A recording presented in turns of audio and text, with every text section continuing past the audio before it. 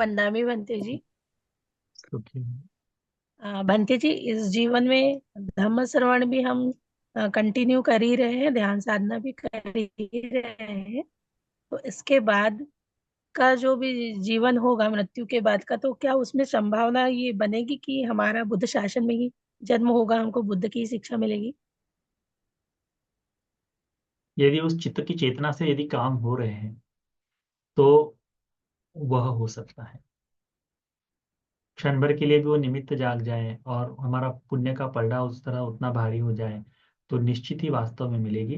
भगवान ने कहा है ना कि ये केच बुद्धं शरणं गता से न ते गमिष्यन्ति अपाय पहाय मानुष देहं देवकाय परिपूरिते। कि कोई भी व्यक्ति जब बुद्ध के प्रति श्रद्धावान होता है, शरण जाता है, तो वो मनुष्य लोक को छोड़कर दिव्य की काया को प्राप्त करता है करके कहा है। तो वो श्रद्धा अटूट रहनी चाहिए, इसका सबसे पहले हमें अभ्यास करना चाहिए। हमारे मन में वो तथागत के प्रति जो जो अविश्वास जागता है, इसका तत्काल तत्काल निराकरण करते रहे। तो उससे हमें सुगति के लिए जाने में सहायता होगी यदि सुगति में जन्म लिए हैं। और जैसे अभी साधारण तौर तौर पर देख लिए कि अभी भिक्षुओं के लिए रहने के लिए जो व्यवस्था की जाती है, हमारे बिहार के लिए जो कुछ दान दे रहे हैं, तो ये तो शासन की स्थिरता के लिए भूमि दी जा रही है ना। तो भूमि देने वाले को मिलेगा क्या? तो भूमि मिलेगी। भोजन देने वाले को स्वरूप स्वरूप में मिलता है, भोजन मिलता है। वस्त्र देने वालों को मिलता है, वर्ण मिलता है, सुंदरता मिलती है, क्योंकि वस्त्र उसका प्रतीक है ना। यान वाहन देने वाले को मिलता है, सुख मिलता है। परंतु निवारा देने वाले को, घर देने वाले को, भूमि देने वाले को, विहार बनाने वाले को सर्वस्व मिलता है। विहार बनाने वालों को, बुद्ध विहार बनाकर भिक्षुओं को बाहर रखने वालों को नहीं, ठीक है। विहार यानी भिक्षुओं के निवास के लिए जो व्यवस्था करता है, उनके लिए। तो जो जो व्यक्ति इसमें सहायक होते हैं, सहायता करते हैं, कार्य करते हैं, उनका उस भूमि का निवास किसी साधक के लिए, भिक्षु के लिए काम में आता है, तो वो उसी तरह का पुण्य का संस्कार बनता है कि वह वहां जाकर भी इसी का प्रतिफल वापस प्राप्त कर पाए।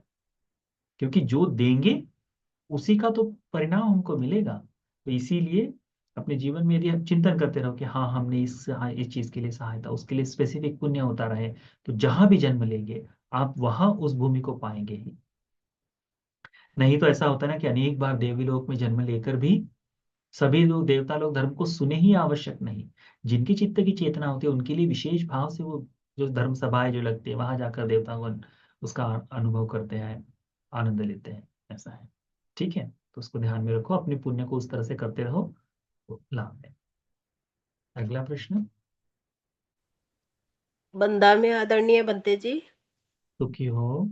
एक दिन मैं कढ़ी बना रही थी, तो कढ़ी में जब सब सामान डालते हैं तो उसको चलाते जाते हैं, तो उसमें जो जीरा कलौंजी जो भी है सब घूम रहा था। तो मैं भी यही सोच रही थी कि ऐसे ही हम इस जंजाल में फंसे हुए हैं, निकल नहीं पा रहे हैं। लेकिन उधर से एक जीरा उधर की तरफ उसके तले पे जाके ऊपर दीवार पे लग गया, तो मुझे लगा कि नहीं, हम भी निकल सकते हैं जब ये निकल सकता है।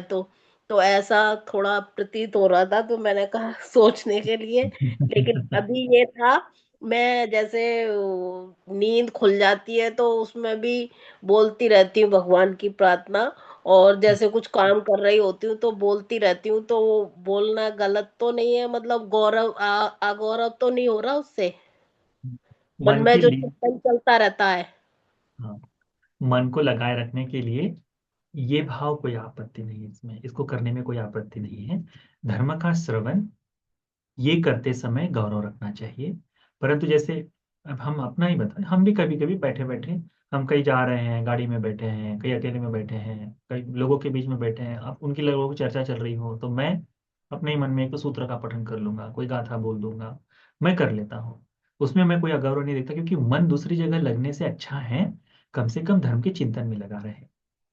तो जहां भी हो, यदि स्मृति संप्रजन्य उस तरह से नहीं बना सकते, उधर से उत्तर नहीं, तो अपनी स्मृति इसमें बनाओ कि धर्म का चिंतन हो जाए।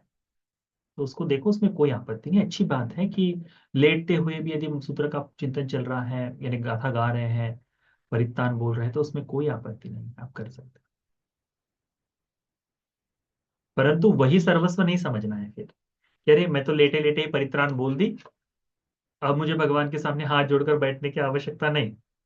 ऐसा नहीं है। तो उस समय जो पूजा का समय है उस समय पूजा कर लो। ये मन को एक एक इसमें बांधे रखने के लिए आप ये थोड़ा बहुत उपक्रम कर सकती है। ठीक है। अगला प्रश्न। नमो बुद्धाय भंते जी। नमो बुद्धाय। हाँ भंते जी, मेरा प्रश्न यह है कि जिस नए जगह में जाते हैं, मतलब किधर में गांव में या दूसरे हम्म, एरिया में किसी के बहन रिश्तेदार के घर में, तो हम्म। वहां पे रहने के लिए हमें एक दिन ऐसा कभी रुक बोले तो रुक जाना पड़ता है। तो उस समय हम मेरा ध्यान ही नहीं होता है भंते जी। कोई आपत्ति नहीं। तो जहां मुझे यही सुगमता पूछना ना था हो, कि हाँ, जहां सुगमता ना हो वहां करने की आवश्यकता नहीं है। उस समय आप अकेले में एकांत में 10 मिनट बैठकर मन में करने में तो सुतो तो बोल सकते हैं। उतना पर्याप्त है। उतना पर्याप्त है। जितना जहां जैसा समय मिले। जब यदि हम अपने निवास स्थल पर नहीं हैं, तो हमें जबरदस्ती नहीं है कि आपको ध्यान करना ही पड़ेगा। परंतु आप धर्म का चिंतन कर रहे हैं उस समय, तो पर्याप्त है। ये जो ध्यान प्रतिदिन बताया है, ये ध्यान को छोड़ने के लिए नहीं है। इसकी आदत बनी रहे, इसके सहारे हम आगे बढ़ पाए, उसके लिए ध्यान है। ठीक है। उससे हमारे मन का चिंतन करने का भाव और पुष्ट हो, योनिसो मनसिकार और मजबूत हो, उसे अच्छी तरह से समझ पाए, प्रज्ञा को देख पाए। इसके लिए ये ध्यान है ना। तो वो करने के लिए जिस समय नहीं मिले तो उस समय में धर्म का चिंतन कर लिए, पर जब समय मिलता है तो उस समय ध्यान ही करना चाहिए। ठीक है। प्रणाम भंते जी। सुखी हो। भंते जी, आपने जो बोला कील के बारे में, तो कभी कभी तो मतलब ना चाहते हुए भी मतलब झूठ बोलना पड़ जाता है, तो मतलब वो जरूरी हो, ऐसा लगता है कि सच नहीं बताना है इसको, मतलब सीक्रेट कुछ लोगों को नहीं बताना होता, ऐसा पर्सनल। तो और वो सील टूट ही जाता है, सील तो टूट ही गया, झूठ बोला है, तो उसको कैसे करें मतलब। उस झूठ से कैसा कैसा है, हानि जो है, यानी शील किस लिए है? न अत्त पीड़ा है, न पर पीड़ा है, न तो अपने आप को दुख देने के लिए, न दूसरों को दुख देने के लिए। ठीक है। यदि ये तुम्हारी गोपनीय बात है, गुप्त बात है, जिसे आप नहीं अवॉइड कर सकते, उस समय आप बहाना बना सकते हैं। अपनी गुप्त बात है, या फिर उस सत्यता से उस व्यक्ति की बहुत बड़ी हानि हो रही है, तो ऐसे समय में कोई ना कोई उपायशीली होकर कार्य किया जा सकता है। उसके लिए संपूर्णतः अपने आप को दोष देने की आवश्यकता नहीं। परंतु जैसे ही आपको लगे कि हाँ, मैंने ये शील मेरे से टूट गया है, तो ऐसे समय में उस व्यक्ति से नहीं, परंतु धर्म से भी आदिश क्षमा मांगकर मैं इस पंचशील को धारण करती हूँ करके पुनः अधिष्ठान लेकर शील में प्रतिष्ठित हो सकते हैं। तो जब जब हम क्षमा मांगते हैं त्रिरत्न से और धर्म से, तो उस कारण से होगा यह कि हमारा वो जो भाव है दूर हो जाएगा। इसीलिए अनेक जगह पर आर्य मौन करने के लिए कहा है। बड़े बोले व्यक्ति को बोलना बड़ा सरल बता दिया गया है, वह फटाफट बोल सकता है, उससे पूछा भी जाता है। मौन रहने वाले व्यक्ति से ये पूछने वाली बात थोड़ी सी कम होती है ना। तो कोशिश करो कि वो ना हो पाए। अपनी गोपनीय बातों को यदि हम नहीं बताना चाहते तो जबरदस्ती नहीं कि बताना ही चाहिए, उसके लिए आप थोड़ा बहुत, क्योंकि कैसा है, अभी वो लोग नहीं रहे जो अपने से अपनी बात को सुनकर अपने तक रहे, उसका वो कुछ गलत भी अर्थ निकाल सकते हैं। तो उतनी बातें तो हमें सीक्रेट रखने की आवश्यकता है। नहीं तो कहीं तो कोई आपको मोबाइल पर भेज देगा, ओटीपी भेजेगा और बोलेगा कि हमको ओटीपी दे दो, आप थोड़ा ना झूठ बोलेंगे, आप सच्ची अपनी ओटीपी बताए, आपका अकाउंट खाली कर देगा कोई व्यक्ति। फिर क्या करेंगे? है ना। तो ऐसे समय में नहीं नहीं, हम नहीं, नहीं नहीं, ऐसा नहीं कुछ है। उस प्रयोग को, उस प्रासंगिकता को देखकर आप उससे बाहर निकल सकते हैं, उसमें कोई आपत्ति नहीं है।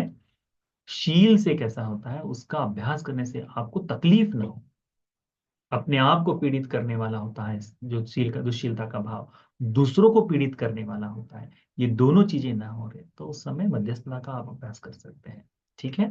तो जब भी लगे कि शील टूट गया है तो तुरंत धारण कर लो, उसमें कोई आपत्ति।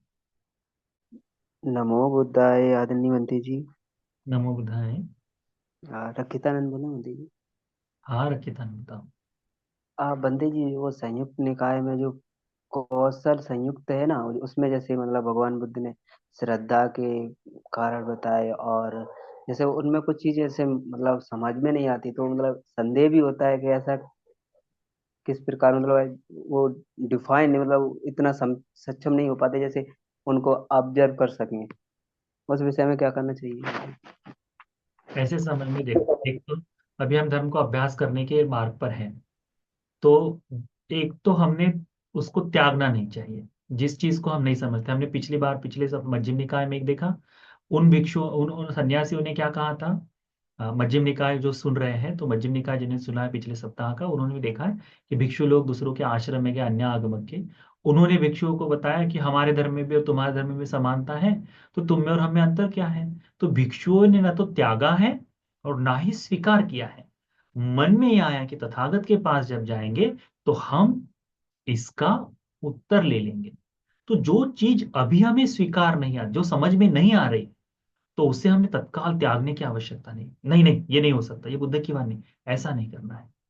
और ना ही एकाएक कि हाँ हाँ हाँ ये किसी, क्योंकि कई बार ऐसा होता है ना, बुद्ध के नाम पर बहुत भिन्न भिन्न बातें बता दी जाती हैं, तो हम उसको सबको स्वीकार कर ले, ऐसा भी आवश्यक नहीं। सूत्रों में है, विनय में आता है, तो उसके अनुसार स्वीकार करें। धीरे धीरे कोई भी बात बुद्ध की एकाएक त्यागने की भी आवश्यकता नहीं।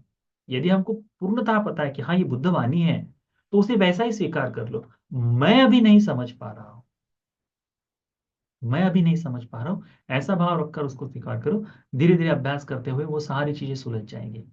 ये मैं अपने अनुभव से बोल सकता हूँ कि जो चीज विश्वसनीय नहीं होती, उसका धीरे धीरे धर्म का अभ्यास करते करते उसकी क्रियाओं को, उसके परिणाम को थोड़ा थोड़ा समझते समझते फिर हो जाता है कि हाँ ये संभव है, ये होता है करके।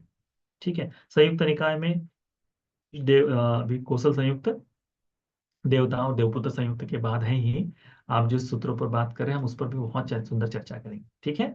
ठीक। अगला प्रश्न।